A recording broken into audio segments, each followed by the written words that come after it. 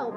Well, the stag is really representative of Will's first exposure to Hannibal Lecter, because he saw in that field with Cassie Boyle impaled on the severed stag head. In his mind, the psychology of that is essentially he's seeing the stag with the ravens picking at the corpse. Everything gets blended in his psychology and comes up with a subconscious image of the stag.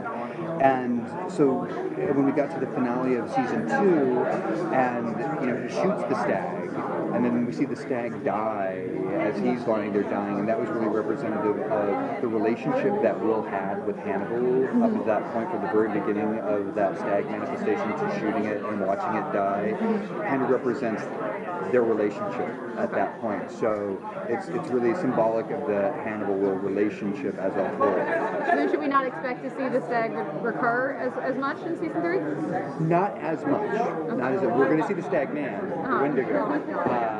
But the stag, it feels like we're looking for what our next kind of psychological symbol is, because if that was about their relationship in season 1 and season 2 and he watched it die, it feels like it should die and be born again as something else. The post-credit scene was similar to the finale of the Hannibal novel, when Dr. Lecter elopes with that Starling, yes, but instead of Buenos Aires, it goes to Europe. Right. So are you going that way? Well, I would love to be able to get the rights to the Clary Starling character and tell the story with the ending in the book, because I think there is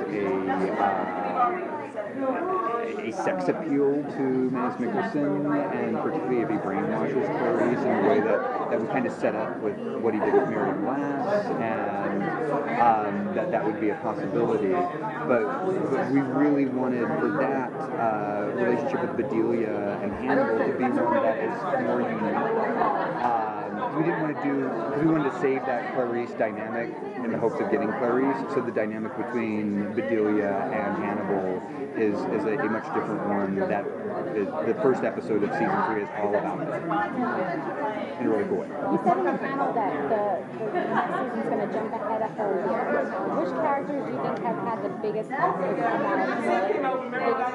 that season? All of them, really, because for us going into a season 3 where after you write 2 seasons of a character, you're like, okay, this character has to come at a different point of view because I can't sit down and write the same scene. So the exciting thing for us is that everybody is different. Everybody has changed from that night, and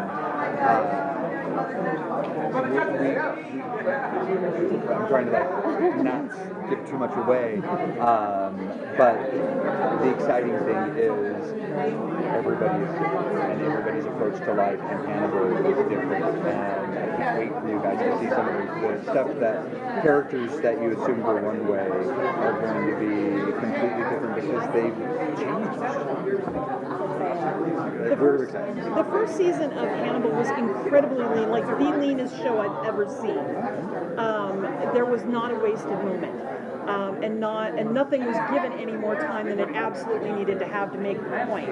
And the second season was a lot like slower and a little more sensual. And I'm wondering, is that the direction that it's going to go in the future, or? Well, I think every season has its own flavor. So the first season, there's like I looked at the first season and there's some episodes where I was like, okay, that felt like there was like we could have made that leaner. But that's coming from the inside. Seriously? And we were all hanging on by our fingernails trying to, figure out everything that's happening. Oh, that's good, because it's hard to tell, like, when you're inside and what's working, what's outside.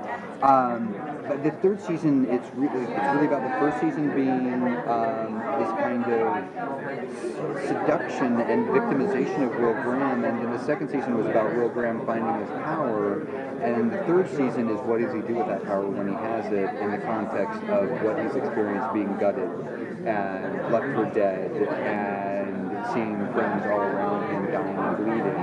So that changes him in a big way and changes the tone of the show, because we're not going to be doing, for the first half of the season, the crime procedural, so we won't have like a murderer of the week coming in and doing living a certain death tableau. It's this hunt story between Will and Hannibal, but every episode is like a movie. So the first episode is The Talented Mr. Ripley, and the second episode is Don't Look Now, and the third episode is Death and the Maiden, and the fourth episode is Kill Bill. So there's like we're looking at it in a different way than we looked at the previous two seasons, not as any kind of like strategy as much as it has to grow organically from everything that we've laid down, and if we don't have those events have impact and change people's direction, perspectives, then we're not doing our jobs kind of telling the story about what people that just exist in our lives.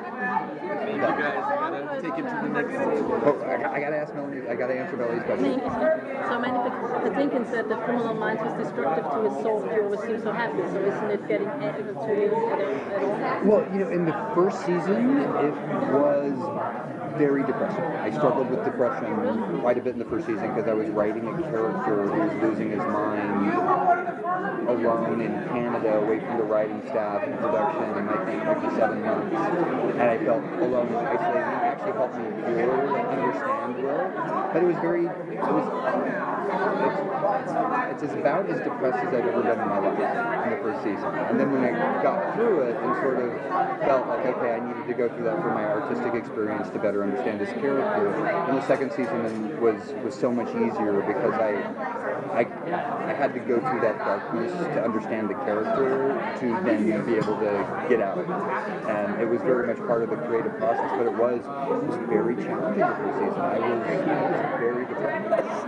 And the second season was better, and the third season is even more fun in a way for us because it's more of a soap opera, and it's taking all of these characters from the books that I love and want to see, like Lady Murasaki and Patsy and Cordell and Francis Galahad, and being able to tell a story that we haven't yet told. Like, I can't wait to get to Red Dragon, and a lot of people were saying, like, why do Red Dragon?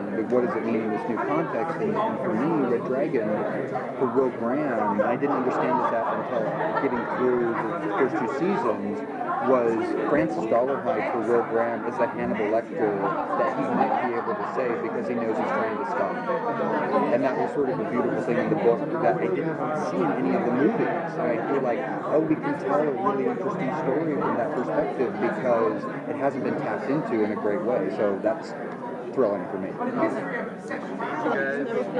Thank you. thank you. Thank you.